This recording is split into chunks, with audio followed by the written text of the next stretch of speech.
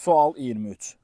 Duz məhlulunda həmin duzdan müəyyən miqdarda əlavə olaraq həll etdikdə məhlulun qatılığının dəyişmə qrafikini göstərin.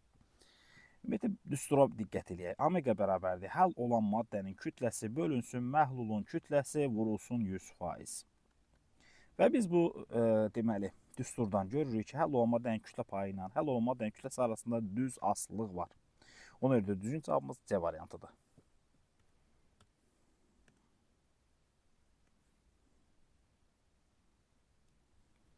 Sual 24. Hansı maddənin suda doymuş məhlulunda kütlə payı azdır?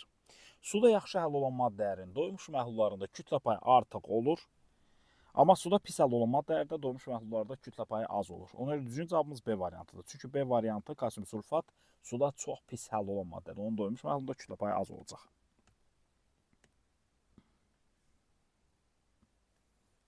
Sual 25.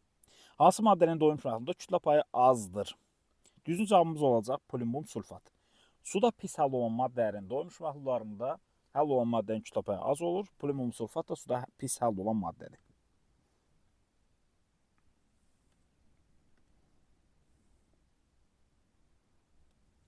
Sual 26. Məhluldan su buxarlandırıldıqda ilkin və ikinci məhlul arasında hansı münasibət doğrudur? Ümumiyyətlə, hər zaman belə bir qayda var. M1, omega 1 bərabər olur M2 omega 2-yə. Hər zaman belə bir qayda var. Yəni, məhlulun başına nə oyun açırsa açın, o nisbət gözlənilir. Yəni, onun kütləsinin qatılığına hasili bərabər olur yekunda kütlənin qatılığa olan hasili. Ona görə də düzgün cavabımız deməli olacaq M1 omega 1 bərabər M2 omega 2, yəni B variantı.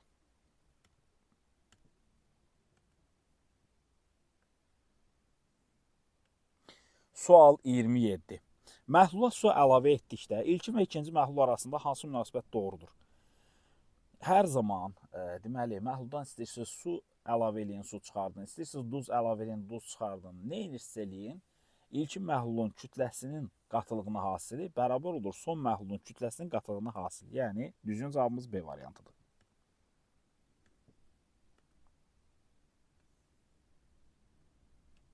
Sual 28.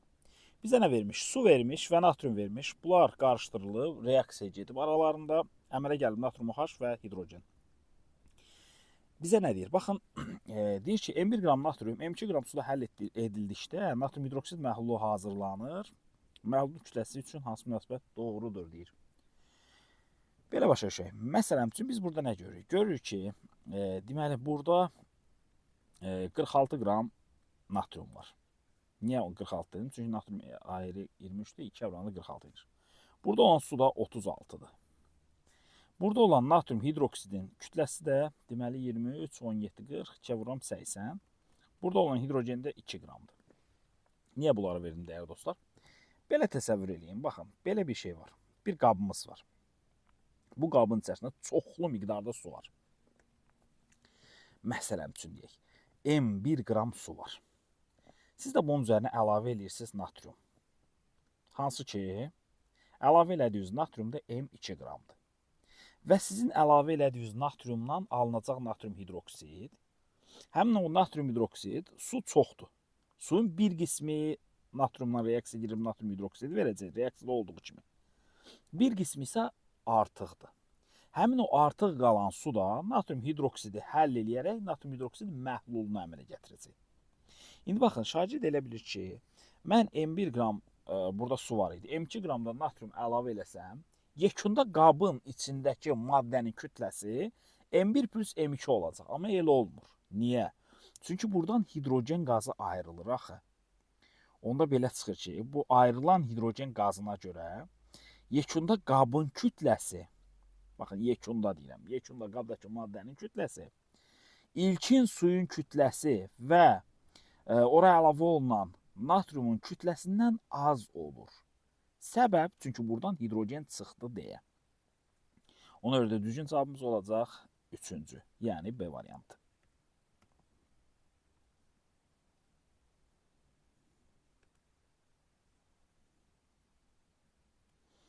Sual 29. Bizə su vermiş, kalium vermiş, reaksiya aparıb orada. Sonra deyir ki, M1 qram kalium, M2 qram suda həll edilərək kalsium hidroksid, kalium hidroksid məhlul hazırlanır. Məhlulun kütləsi üçün hansı münasibətlər doğrudur?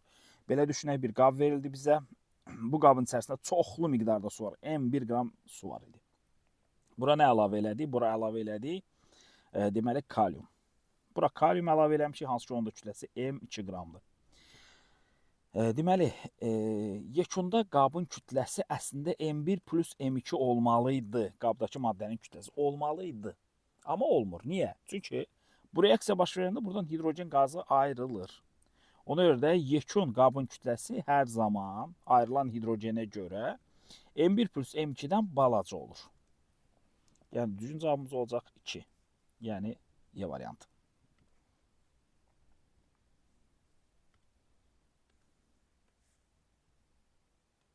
Sual 30. Xörək duzunun suda doymamış məhlulunun qatılığı artır. Ümumiyyətlə, həll olan maddənin, əgər siz kütlə payını artırmaq istəyirsinizsə, bura su əlavə eləmək olmaz. Çünki onda durulaşacaq, qatılığı azalacaq. Suyu buxarlandırdıqda olardı. Suyu buxarlandırırsınız, daha qatı bir xörək duzu məhlulu alınır. Bu doğru ifadədir. Sonra natrium xlor əlavə eləyəndə, əvvəl məsələm üçün deyirəm də, bir stəkan suya bir qaşıq duz tökmüşdünüz. Qatılığı az idi. Siz bura daha natrium xlor əlavə edirsə qaşıq, burada təbii ki, daha qatı bir məhlul almış olacaq. Sonra düzgün cavabımız 2 və 3, yəni D variantı olacaq.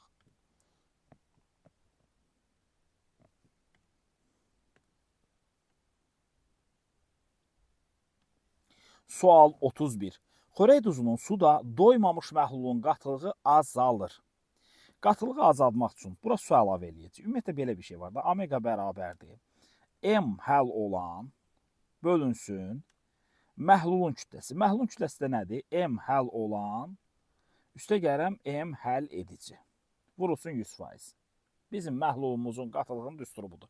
İndi mən bura su əlavə edirəm. Təbii ki, bu həll edici əlavə eləmiş oluram. Həll edici ilə də qatılıq tərs asıldı. Ona görə də belə çıxır ki, qatılıq azalacaq. Aha, bunu götürəcəm. Suyu buxarlandırmaq. Mən həll edicini azaldıram. Onda qatılığı artırmış olacam. Bu olmaz. Natrium xlor əlavə edirəm. Həll olan maddə ilə qatılıq düz asıldı. Əgər mən natrium xlor əlavə edirəmsə, qatılıq artmış olacaq. Yəni, bunu da eləmək olmaz. Sualın düzgün cavabı yalnız bir, yəni A variantıdır.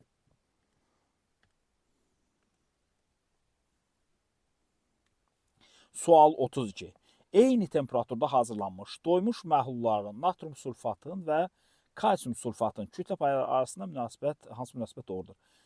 Natrium sulfat suda əla həll olan maddədir. Deməli, orada onun doymuş məhlulunda həll olan maddənin kütlə payı daha artıqdır. Çünki suda yaxşı həll olan maddələrdə, doymuş məhlullarda həll olan maddənin kütlə payı, omegası daha artıq olur.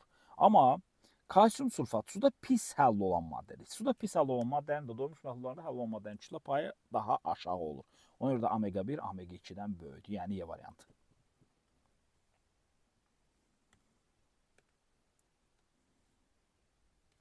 Sual 33. Eyni temperaturda hazırlanmış doymuş məhlullarda kalium sulfat və gümüş bir sulfatın kütlə payları arasında hansı münasibət doğrudur? Kalium sulfat suda əla həll olan maddədir deyə onun doymuş məhlulunda kütlə payı artıq olacaq.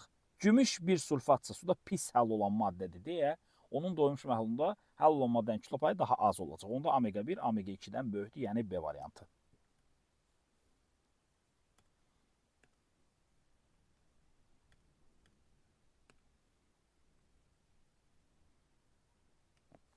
Sual 34.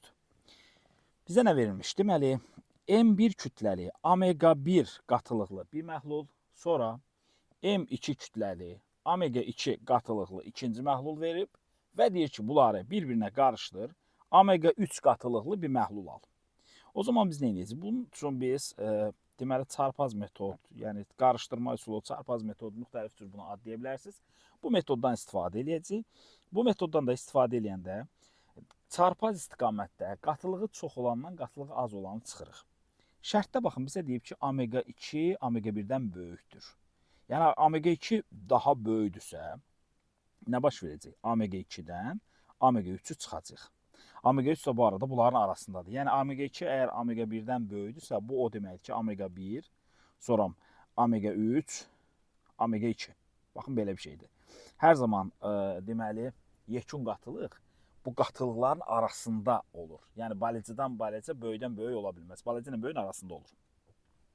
Keçirik növbətisinə. Omega 3 omega 1-dən böyük olduğundan omega 3 çıxılsın omega 1 yazacağıq bunu. Yəni M1-in kütləsi, baxın, bu ədədi ifadə edir. M2-nin kütləsi də bu ədədi ifadə edir.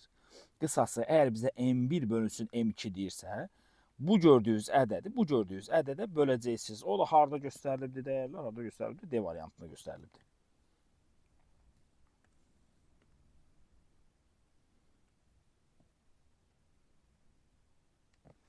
Sual 35. Müəyyən temperaturda 100 qram suda 25 qram maddə tam həll olmuş və tam həll olaraq doymuş məhlul əmələ gətirir. Həmin temperaturda bu maddənin hansı qatılığı məhlullar hazırlamaq olar? Deməli, bizə nə verilmiş? 100 qram su verir. Bu bizim həlledicidir. 100 qram su həlledicidir. 25 qram da maddə həll olandır. Onda məhlulumuzun kütləsi nə qədər olacaq? 125 qram məhluldur. Gəlin də bunun qatılığını tapaq. Omega bərabərdir. Həll olan maddə, yəni 25, bölünsün məhlul, yəni 125, vurulsun 100%. Bu düsturdan istifadə elədik, bu da bərabər olacaq 20%. Deməli, əgər biz 20%-li məhlul hazırlayırıqsa, bu artıq maksimum miqdarda həmin temperaturda. 20%-dən yuxarı hazırlaya bilmərik.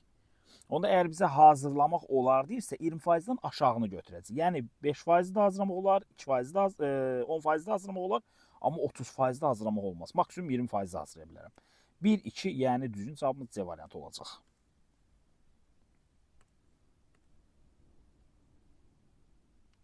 Sual 36.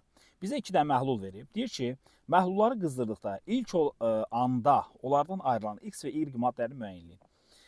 Təbii ki, burada söhbət suda məhlullardan gedir yəqin ki.